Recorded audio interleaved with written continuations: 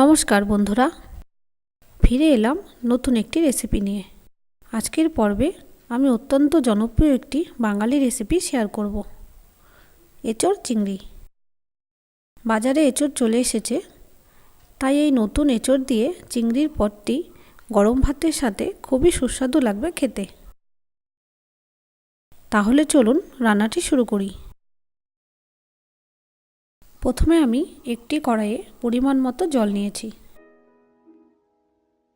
এবার এর মধ্যে আমি এঁচোড়ের টুকরোগুলি দিয়ে দেব। আমি এখানে একটি ছোট মাপের এঁচোড় এইভাবে টুকরো করে কেটে ভালোভাবে ধুয়ে নিয়েছি। এবার এর মধ্যে দিয়ে দিচ্ছি হাফ চা চামচ লবণ। এই লবণটি দেওয়ার ফলে এঁচোড়টি খুব তাড়াতাড়ি এবং ভালোভাবে সেদ্ধ হয়ে যাবে। এরপর আমি এটিকে সামান্য স্টিয়ার করব। তারপর এটিকে প্রায় 10 মিনিটের জন্য ঢেকে দেব। 10 মিনিট পর আমি ঢাকা তুলে নিলাম। এঁচোড়গুলি সেদ্ধ হয়ে গেছে। এবার এগুলিকে একটি পাত্রে তুলে নেব।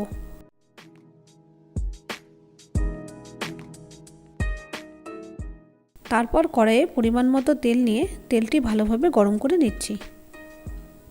আমি রান্নাটির জন্য সর্ষের তেল ব্যবহার করেছি।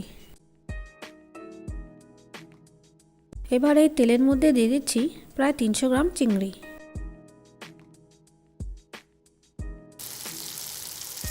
চিংড়িগুলিকে আমি আগেই লবণ হলুদ দিয়ে ম্যারিনেট করে রেখেছিলাম।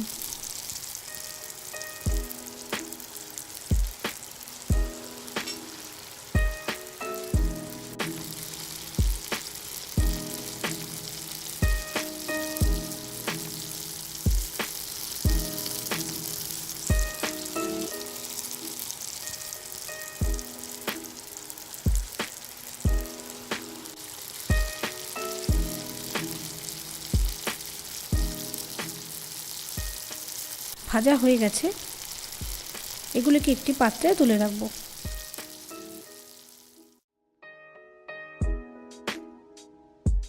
এবার একই তেলে দিয়ে দিচ্ছি কেটে রাখা দুটি আলু। আলুগুলিকেও আমি একই রকমভাবে ভেজে নেব।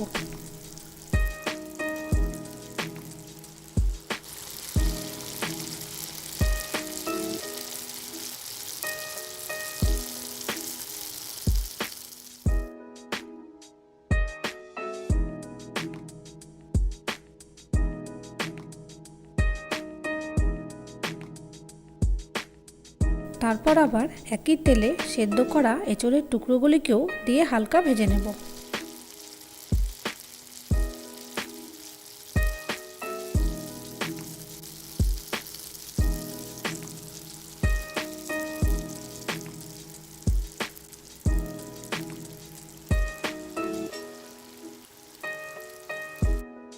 কিছুক্ষণ সাঁতলে নেবার পর এর মধ্যে দিচ্ছি সামান্য লবণ। তারপর বেশ কিছুক্ষণ স্টিয়ার করছি।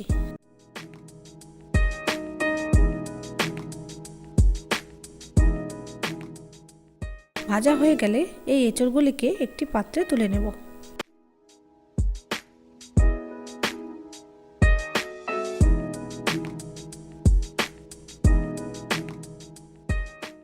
তারপর কড়াইয়ে আরও 3 চা চামচের মতো সর্ষের তেল নিয়ে নিলাম।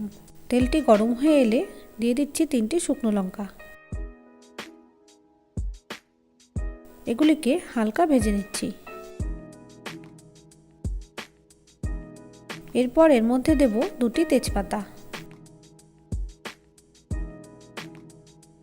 আর 1 চা চামচ সাদা জিরে।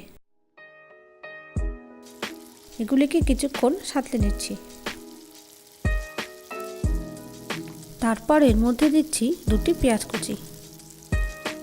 এবার এগুলিকে হালকা ভেজে নেব।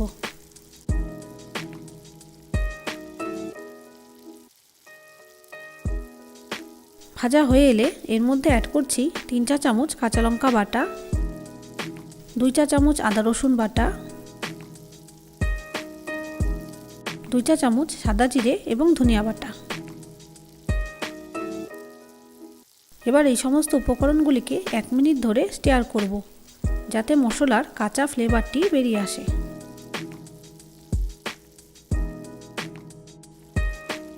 এবার এর মধ্যে দিয়ে দিচ্ছি 1 চা চামচ লবণ, 1 চা চামচ হলুদ গুঁড়ো আর প্রায় 1 চামচ কাশ্মীরি রেড চিলি পাউডার। তারপর আবার এগুলিকে ভালোভাবে কষিয়ে নিচ্ছি।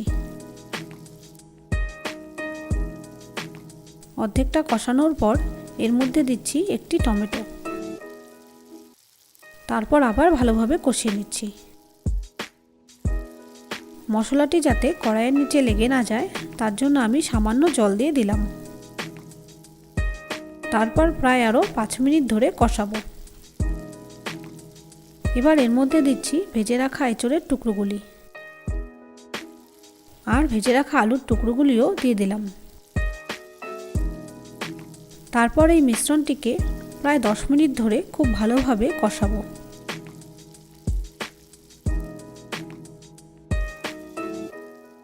কষানো হয়ে এলে এর মধ্যে দিয়ে দিলাম 3 কাপ জল। তারপর সামান্য স্টিয়ার করে কিছুক্ষণের জন্য এটিকে ঢেকে দিচ্ছি। প্রায় 5 মিনিট পর ঢাকনাটি তুলে নিয়েছি। এবার আমি এর মধ্যে ভেজে রাখা চিংড়িগুলি দিয়ে দেব আর দিচ্ছি 1 চা চামচ চিনি, 2 চা চামচ ঘি। তারপর কিছুক্ষণ সাঁতলে ঝোলটিকে আরও কিছুক্ষণ ফোটাবো।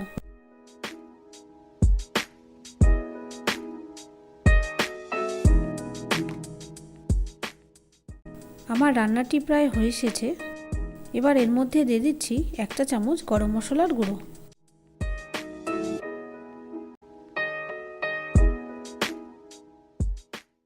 আমাদের চিংড়ি দিয়ে এঁচোড়ের তরকারিটি কিন্তু তৈরি।